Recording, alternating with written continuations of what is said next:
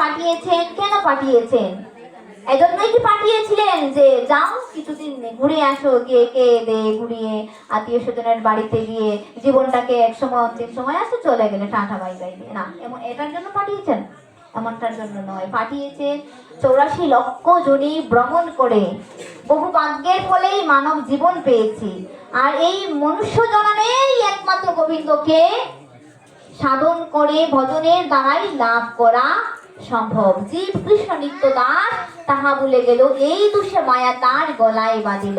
মায়াটাকে আমরা এমন ভাবে আপন করেছি, যাকে আপন করব তাকে পর করে রেখেছি। ওটা গোবিন্দকে যে আপন করে নেব, এই গোবিন্দকে একটু দূরে রাখি আর মায়াটাকে আপন করে রাখি। তো এই পৃথিবীতে যেহেতু ক্ষণস্থায়ী, ওটা যা কিছু আছে তা ক্ষয় হয়ে যাবে, তাহলে আমাদের যা নিত্য তাকে বরণ করে নিতে হবে। তো নিত্য হচ্ছে ভগবান শ্রীকৃষ্ণ, ভগবানের সেবা অর্জন আদিতেও ছিল, বর্তমানে আছে, ভবিষ্যতেও থাকবে। তাহলে নিত্যটাকে কেন দূরে রাখবো? নিত্য গোবিন্দ সেবা, নিত্য গোবিন্দ সেবা দিতে মন চায় না। কেন চায় না? নিত্য সম্পর্ক যদি গোবিন্দের সাথে আমার না থাকে, তাহলে এই অনন্ত এই কোটি অর্থাৎ এই বিশ্ব ব্রহ্মাণ্ডের মধ্যে অনন্ত কোটি জীব আছে। এত এত জীব সৃষ্টি করেছেন, শুধু আমি একাই যে সৃষ্টি হয়েছি তেমনটা নয়।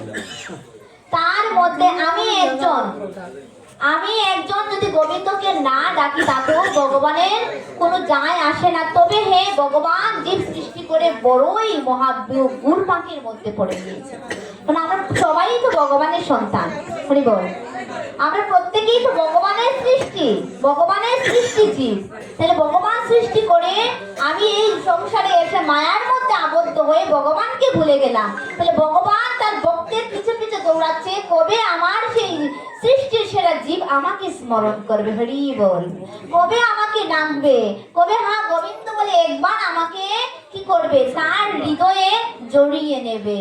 এমনের জন্য এই বাসনা, এই আকাঙ্ক্ষার জন্য ভগবান আমাদের পিছনে দৌড়াচ্ছেন। কিভাবে দৌড়াচ্ছেন তার মধ্যে এখনই আমরা শুনতে পাবো যে ভাগবতে, শ্রীমদ্ ভাগবত মহাপুরাণে সেই 11 স্কন্ধে 14 অধ্যায়ে 16 শ্লোকে ভক্তি যোগের মহিমা ও জ্ঞানের বিধিতে বর্ণনা করেছেন। উদ্ধবকে ভগবান শ্রীকৃষ্ণ এভাবে বলেছেন। উদ্ধবকে ভগবান শ্রীকৃষ্ণ কি বলেছেন? নিরপেক্ষম মনিম সন্তম নিবৈরম সমদর্শনম অনুব্রাজ মহামনিত্যম প্রজয়ন্তম অগ্রিয়ম রেণুবে। বলছেন যে যার কারো কাছে কোনো প্রত্যাশা নেই, উদ্ধব ভগবান বলছেন কি সুন্দর করে যে উদ্ধবকে ভগবান শ্রীকৃষ্ণ এই কথাটা বলছেন, যার কারো কাছে কোনো প্রত্যাশা নেই, যে জগতের বিষয় চিন্তা সর্বত্র ভাবে বিরত থেকে, এই জড় জগতের বিষয় চিন্তা থেকে সর্বত্র ভাবে বিরত থেকে আমাকে স্মরণ করে। কাকে? ভগবান শ্রীকৃষ্ণকে। বলছেন হে উদ্ধব, যারা আমাকে স্মরণ করে নিত্য, মাঝে মাঝে 15 দিনে একবার স্মরণ করলাম, ভগবান তো নিত্য আমার সঙ্গেই বিরাজ করছেন। তাহলে নিত্য করতে হবে, সম্পর্কটা নিত্য স্থাপন করতে হবে। 15 দিন পর পর এর ভিতরে যে আরো 14 দিন রয়ে গেল, তার মধ্যে যে 1 সপ্তাহ রয়ে গেল, এই 1 সপ্তাহের মধ্যেই তো যে কোনো দিন আপনি চলে যেতে পারেন। তাহলে আপনি যখন চলে যাবেন তখন তো আপনার চলে যাওয়ার খবরটা আপনার পাশে বসে থাকা ব্যক্তিটাকেও তো বলতে পারবেন না যে আমি চলে যাচ্ছি, হরি বল। এগুলো তো বাস্তব কথা, যে আপনার পাশে থাকা, আপনার একসাথে থাকা সেই বন্ধুকে, স্ত্রীকে, বান্ধবীকে, কাউকে তো বলে যেতে পারবেন না যে আমি চলে যাচ্ছি। ব্যথা করছে চিন বুকে, ব্যথা করছে, ডাক্তারে নিয়ে যাওয়ার আগেই তো প্রাণটা চলে গেল, তাহলে বলে যাওয়ার সুযোগটা কোথায়? কি সামর্থ্য নাই? সামর্থ্য কি নাই? কেন থাকবে না? সারা জীবন তো অনেক কিছু করেছি, সামর্থ্য শক্তি দেখিয়েছে, দেহের শক্তি। নরোত্তম দাস ঠাকুর মহাশয় বলেছেন বারবার যে দেহে না করি আস্থা, মরিলে যে জম শাস্তা, দুঃখের সমুদ্র কর্মগতি, জানিয়া শুনিয়া ভোজ, সাধু শাস্ত্র মত যজ, যুগল চরণে করো রথি, হরি বল। সেই যুগল চরণে রথি করো, একবার স্মরণ করো।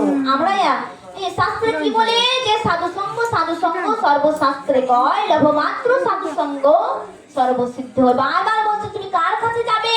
সাধুর কাছে যাও। কার কাছে যাবে? সাধুর কাছে যাও। ওই সাধুর কাছে গেলে কি হবে? আমাদের আমাদের মনে কত সংশয় থাকে, সাধুর কাছে গেলেই তো বলবে যে প্রসাদ বুঝি হয়ে যাও, সাধুর কাছে গেলে আমার ঘর নষ্ট করে দিবে, সাধুর কাছে গেলে কত মন্ত্র দিয়ে দিবে। সে এমন মন্ত্র দেবে জন্ম জন্মান্তরের যে মায়ার বন্ধন সেখান থেকে মুক্তি করে দেবে। হরি বল। তাহলে এই বন্ধনে আমরা এই যে সংসারে আছি, বলেন তো আচ্ছা আপনারা বলেন আমরা কেউ কি সুখে আছি? আদৌ কেউ বলতে পারবেন যে এই সংসারে আমরা সবাই সুখে আছি? কোনো না কোনো ভাবেই আমাদের সংসারে দুঃখ লেগেই আছে, কোনো না কোনো ভাবে দুঃখটা লেগেই আছে। আর যখনই দুঃখ পাই তখনই গোবিন্দের কাছে গিয়ে বলি, হে ভগবান আমার এই দুঃখটা তুমি কেন দিলে? তুমি কি জানতে না? এই দুঃখ না দিলেও তো পারতে। তখন ঠিকই ভগবানকে স্মরণ করি, কিন্তু দুঃখ পাওয়ার আগ মুহূর্তে আনন্দে যখন থাকি তখন আর গোবিন্দের কথা একদম স্মরণে থাকে না। বলছে না সুখে দুঃখে আসিতে খুশিতে সর্বত্রে গোবিন্দকে নিয়েই যা করো, যা কিছু করো গোবিন্দকে নিয়েই করতে হবে। তো আমাদের কি জানেন, আমাদের কারো কাছে অর্থাৎ আমাদের একজন আরেকজনের কাছে প্রত্যাশা থাকবে, সে যদি আমার কিছু দেয় তাহলে আমি করবো, তা নাহলে করবো না।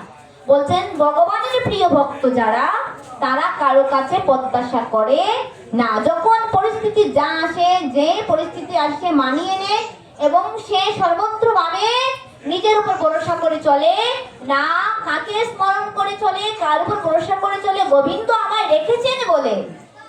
আমাদের এখনো পর্যন্ত যে বেঁচে আছি, আমাদের প্রত্যেকের ভগবানের কাছে আমাদের এটুকু প্রার্থনা করা, আমার কাছে যতটুকু মনে হয় বা সাধুগুরু বৈষ্ণবরা যারা হৃদয়ে ভাবে যে হে গোবিন্দ এতক্ষণ পর্যন্ত যে আছি সব তোমার কৃপা, তোমার মহিমা। ঠাকুর এতটুকু সময়ে যে আমাকে বাঁচিয়ে রেখেছো, কথা বলতে পারছি, সবার সাথে সঙ্গ দিতে পারছি, এটাই তোমার কৃপা। হরি বল। এর থেকে বড় কৃপা আর কি হতে পারে? আজকে মরলে তো কালকেই সব শেষ হয়ে যায়। তো এই যে আমাদের এই প্রার্থনা না করে আমাদের জীবনটাই অনিশ্চিত, এই জীবনটা অনিশ্চিত রেখেও আমরা এত চিন্তা করি।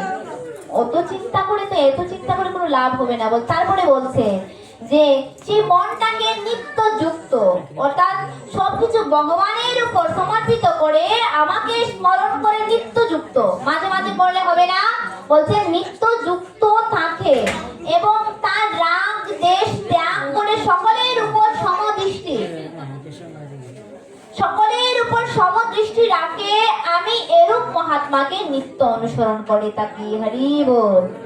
সাক্ষাৎ ভগবান শ্রীকৃষ্ণ উদ্ধবকে এই কথা বলছেন, আমি এরূপ মহাত্মাকে বলছেন যে নিত্য সবকিছু ছেড়ে আমাকে স্মরণ করে আমি তাকে স্মরণ করি নিত্য। তাহলে সেই কথাটা অনেক মানে কঠিন থেকে কঠিন একটা কথা বলছেন। তো তারপর বলছেন যে তার চরণ স্পর্শ করা, সেই মহাত্মা ব্যক্তির চরণ স্পর্শ করা রজদুলা আমার গায়ে এসে যখন পড়ে আমি পরম পবিত্র হয়ে যাই। হরি বল।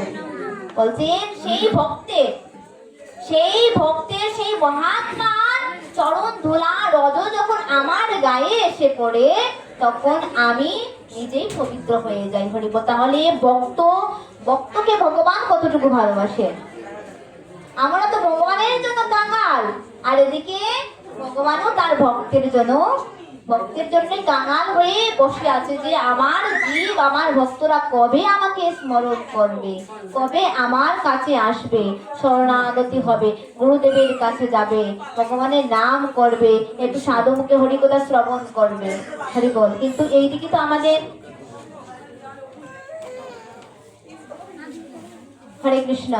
তো এই যে নিরপেক্ষ আমাদের সব সময় চাওয়া থাকে, আমাদের কারো কাছে চাওয়া থাকবে না, এরকম মনের ভাবনা যদি আমরা করতে পারি তাহলে আমাদের হৃদয়ে কৃষ্ণ ভক্তি ছাড়া অন্য কিছু প্রবেশ করতে পারবে না, অন্য কিছু আসবেই না। অর্থাৎ যা কিছু হয় না কেন আমাদের হৃদয়ে কৃষ্ণ বীজ যখন অঙ্কুরিত হবে সেই বীজ আর কখনোই সেখান থেকে সরে যাবে না, মনটাকে সাজাতে হবে।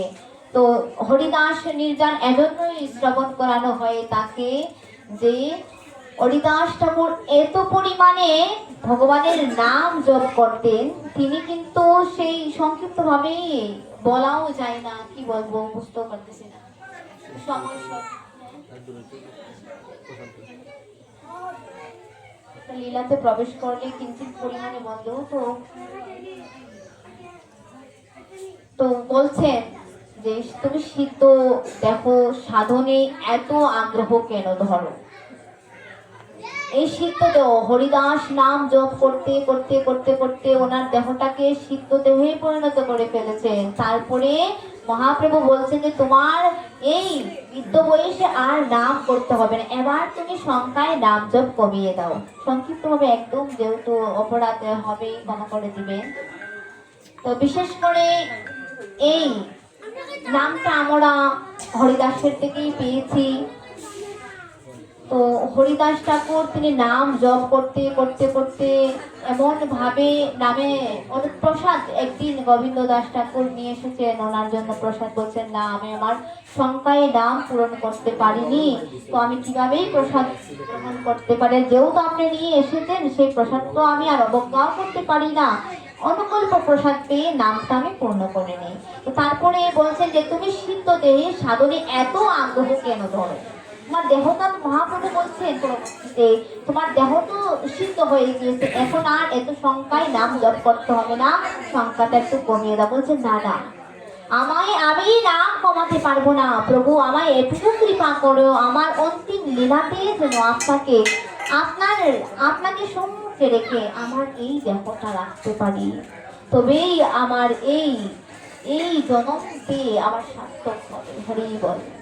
তো আমাদের প্রত্যেকেরই মহাপ্রভুর কাছে এটুকু প্রার্থনা করেছিলেন, ভগবানের কাছে প্রার্থনা করেছিলেন বলেই এই শ্রী চৈতন্য লীলার মধ্যে মহাপ্রভু আর কাউকে কিন্তু তুলে তুলে নৃত্য করেননি।